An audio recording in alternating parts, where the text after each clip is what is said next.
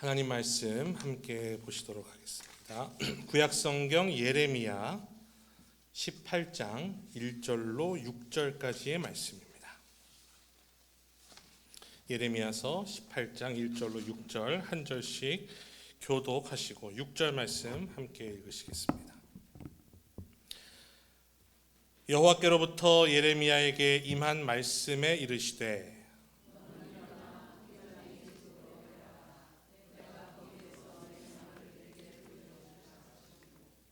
내가 토기장이의 집으로 내려가서 본즉 그가 농로로 일을 하는데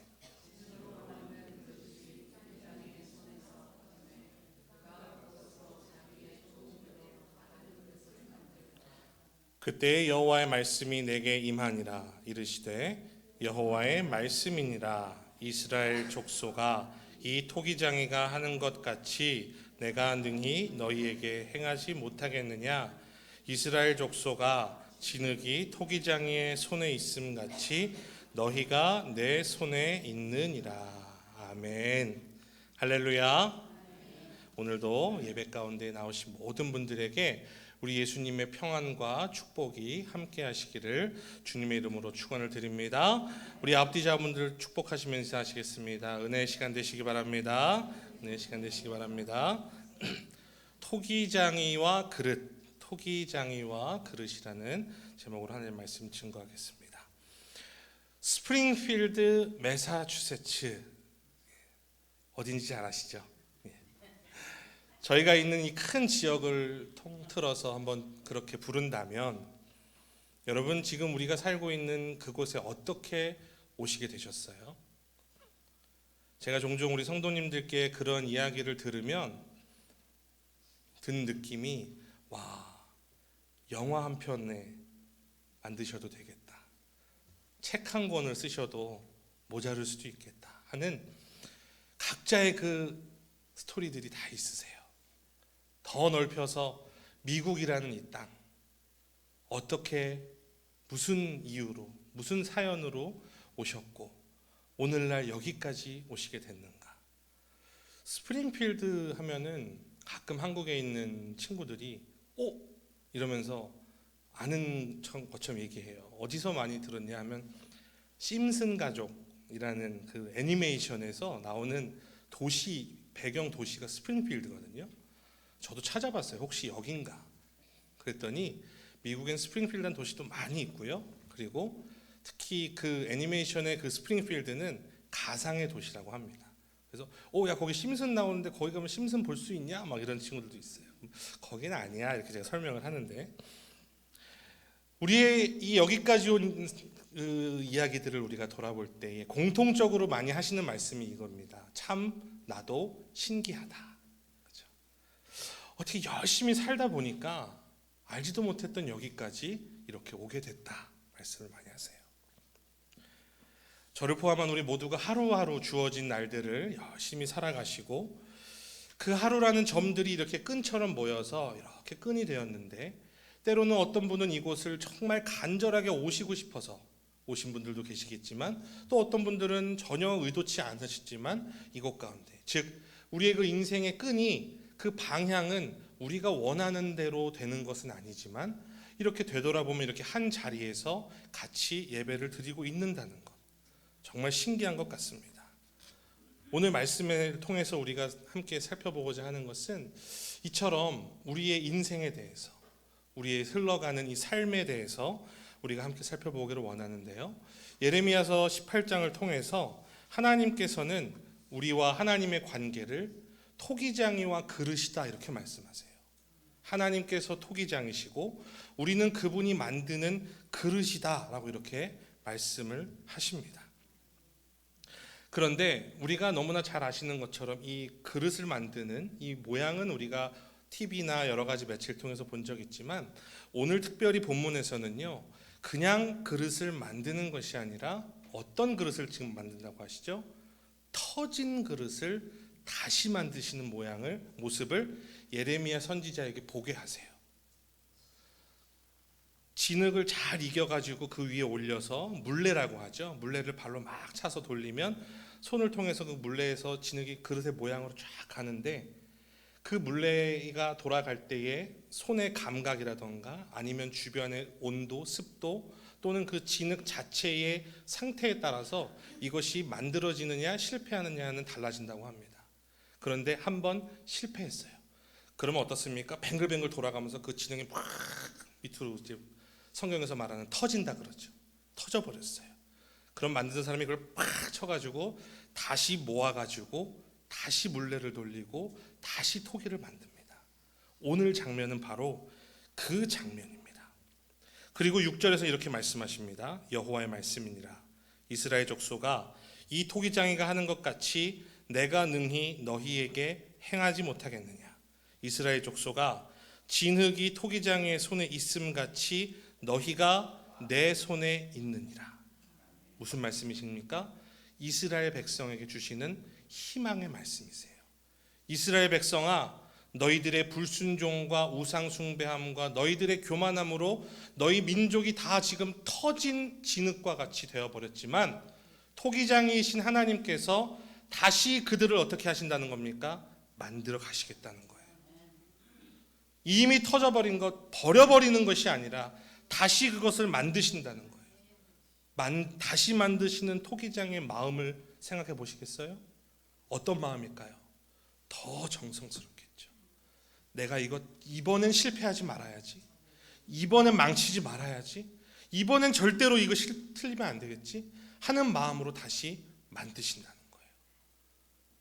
그 이스라엘에게 주신 말씀이 오늘 저와 여러분에게 주신 말씀입니다. 우리의 삶 가운데에 터진 토기와 같이 누가 보더라도, 아니 남들은 괜찮다 할지라도 내가 보기에 나는 이미 틀린 것 같아요. 실패한 것 같아요. 터진 토기와 다를 거 없습니다. 차라리 다 없애버리고 새로 만들 수 있으면 새로 만들고 싶습니다. 나 자신조차도 그렇게 내 인생이 너무나도 실패라고 느껴지고 한심하고 후회스럽고 싫은데 하나님 뭐라고 말씀하세요? 내가 널 다시 만들겠다. 내가 너를 다시 만들겠다. 다시 우리를 만드시는 하나님 아버지의 마음을 생각해 보십시오. 절대로 이번엔 실패하지 않을 거야. 절대로 이번엔 망치지 않을 거야. 우리가 기독교인으로서 가장 기본적인 고백이라고 할 수 있는 것이 한 가지 있는데요. 그것은 바로 섭리라고 하는 이 providence라고 하는 단어입니다. 하나님께서 모든 것을 뜻과 계획 가운데에 그의 백성을 이끌어 가신다는 거예요. 로드아일랜드 주도가 프라비던스지 않습니까? 그 섭리입니다. 바로 그것이. 하나님께서 하나님의 백성은 반드시 그분의 뜻과 계획 안에서, 오늘 성경에 따르면 그분의 손 안에서 그 인생을 이끌어 간다는 그 고백이 가장 기본적인 기독교인의 고백입니다. 하나님께서 우리를 그렇게 이끌어 가신다는 겁니다. 그런데 자칫 우리가 이것을 오해할 수는 있어요.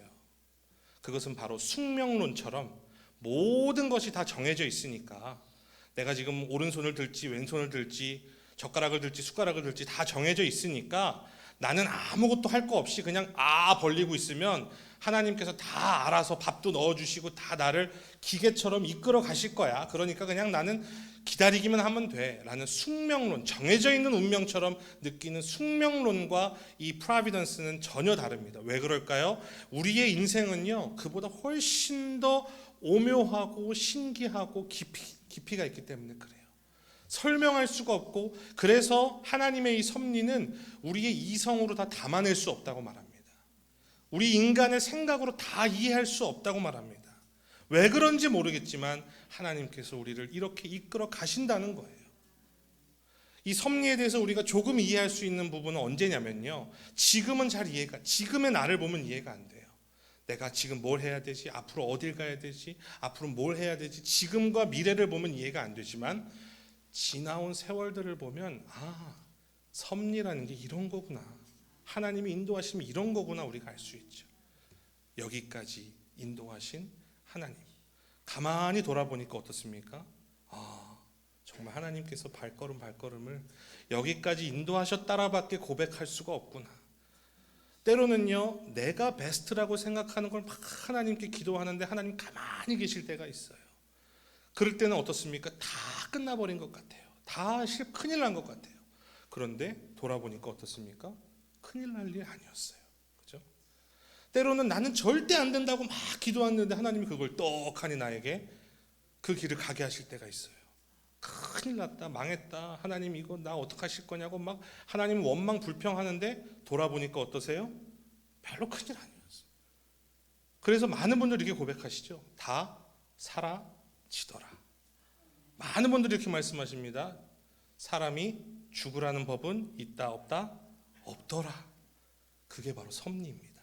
세상에 고백하는 하나님께서 우리를 그분의 지혜와 그분의 뜻 안에서 우리는 다 이해할 수 없지만 하나님 왜 이렇게 하시는 겁니까? 이해할 수 없지만 돌아보면 하나님께서 이끌어 오셨다는 거예요.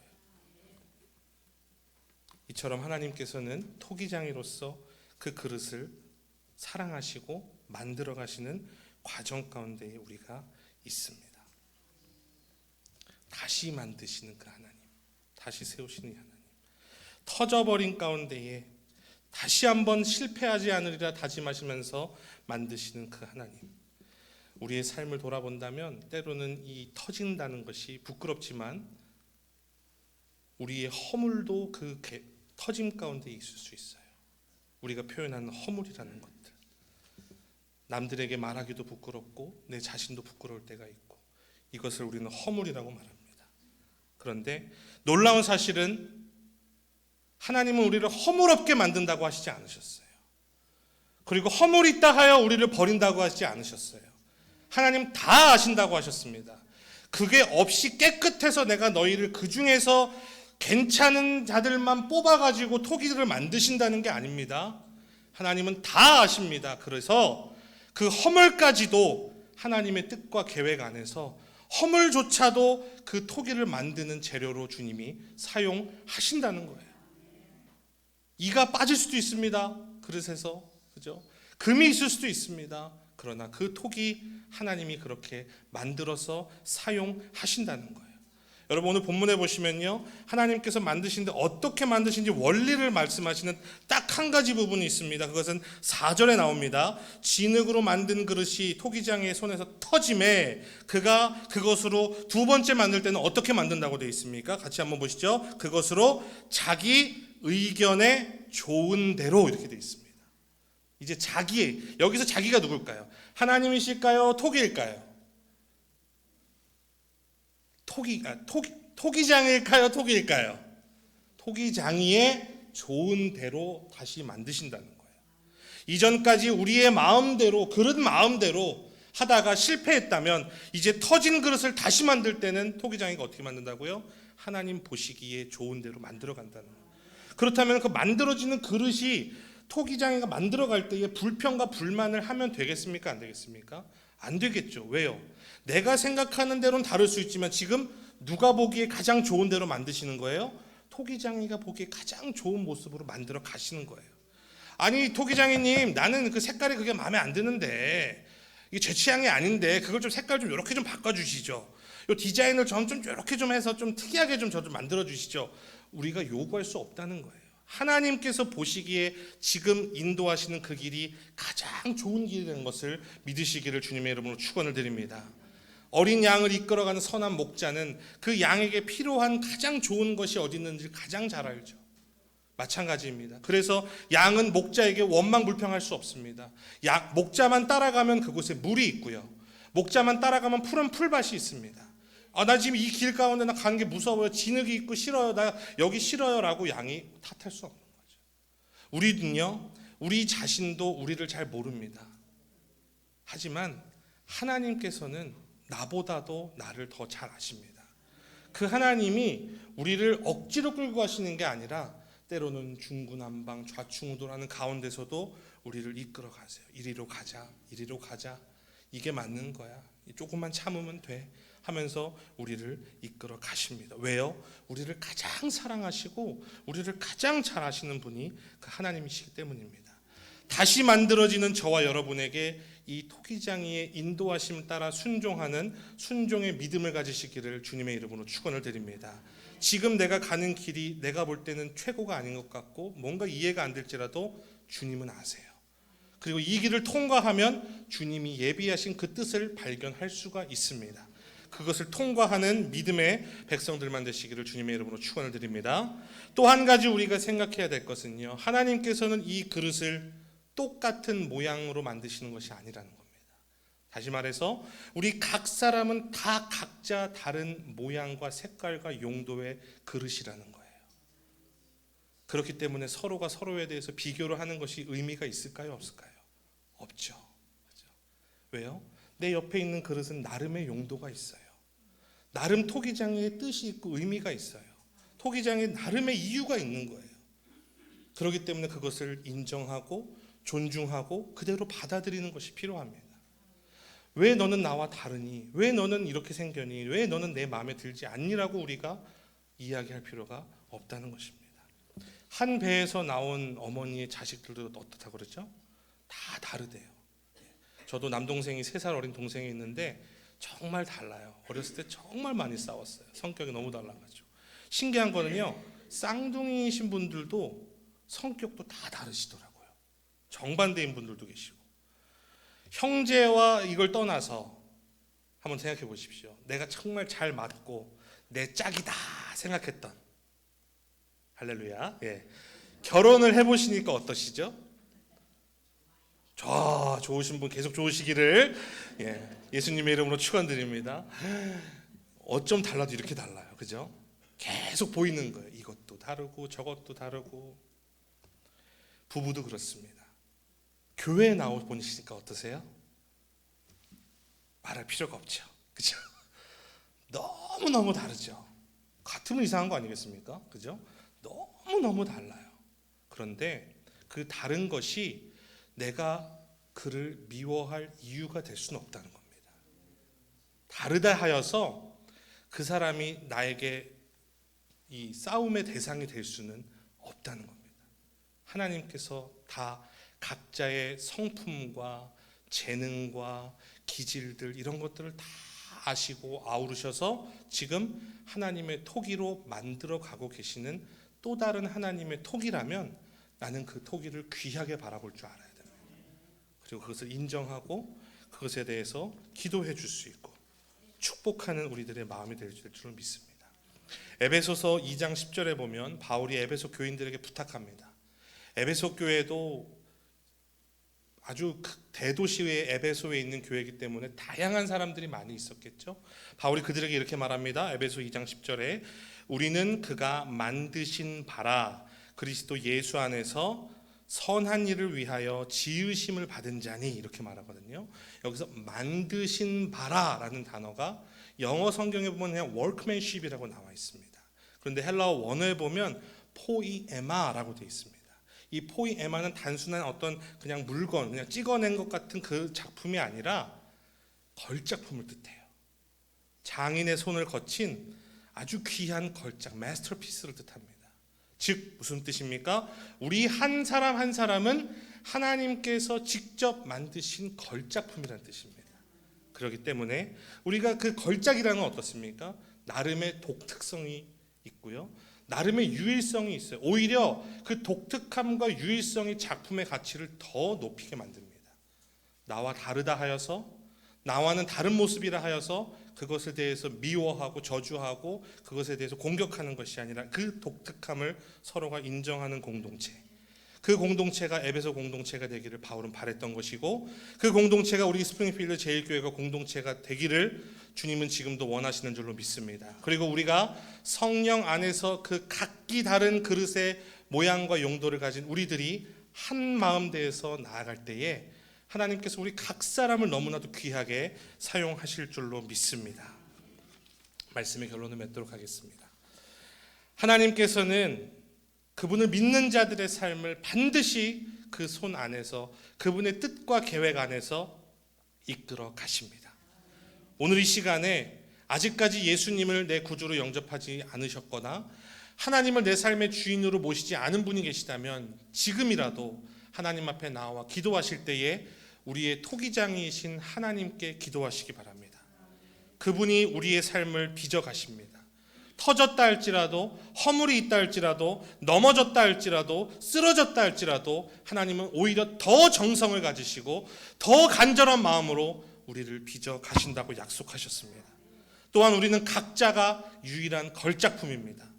비교의식, 우월감, 열등감, 이 두 가지 속에서 늘 빠져서 냉탕과 온탕을 지나면서 인생을 허비할 수 없습니다. 이제 거기서 우린 자유해야 돼요. 모두를 다 하나님의 작품으로 바라보면서 하나님의 계획은 다 알 수 없지만 그 시간 속에서, 그 과정 속에서 이제 우리 모두를 다 하나님께서 하나님의 도구로서 사용하실 것이다 라는 믿음을 가지고 하나님 앞에 나아가는 하나님의 귀한 그릇이 되시는 저와 여러분 되시기를 예수님의 이름으로 축원을 드립니다. 기도하겠습니다.